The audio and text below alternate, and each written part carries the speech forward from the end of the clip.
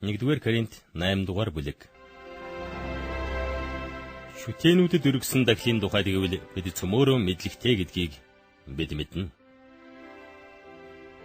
Мэдлэг ихэрхэг болгодог, харин хайр сургамжилдаг аж.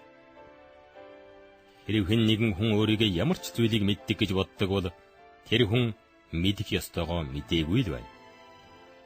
Харин хэрэв хүн бурханд хайртай бол тэр хүн түүгээр танигдсан байна. Иймд шүтээнүүдэд өргөсөн юмсыг идэх талаар гэвэл энэ ертөнцид шүтээн гэдэг нь байдаггүй бөгөөд ганцаас өөр бурхан байхгүйг бид мэднэ.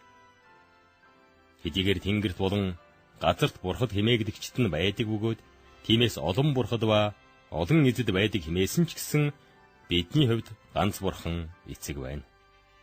Бүх юм түүнээс гарсан бөгөөд бид түүний төлөө юм. Мөн ганц эзэн Есүс Христ байна. Бүх юм түүгээр байгаа бөгөөд бид ч түүгээр байгаа юм. Харин энэ мэдлэг бүх хүнд байдаггүй ажээ.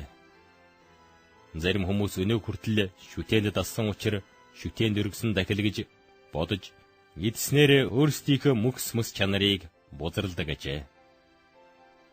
Харин идэх юм биднийг бурханд аваачихгүй. Бид идлээч дээрдэхгүй, идээгүй ч дордохгүй. Харин та нарын энэ эрх мөхс хүмүүст бүдрүүлэх чулуу болох бий гэдэгт санаа тавь. Учир нь мэдлэгтэй чамайг шүтээний сүмд идэж суухыг чинь хэрв мөхс нэгэн харвал шүтээнд дахигдсан юмсыг идий хэмээн түүний мэс чанар нь зоригжих босуу. Иймд мөхс ах дүү чинь чиний мэдлэгээс болж үргэлдэж байна. Түүний төлөө л Христ үхсэн юм шүү. Иймхүү ах дүүсийн эсрэг нүгэл хийж тэдний мөхс чанарыг шархлуулснараа чи Христийн эсрэг нүгэл хийж байгаа юм.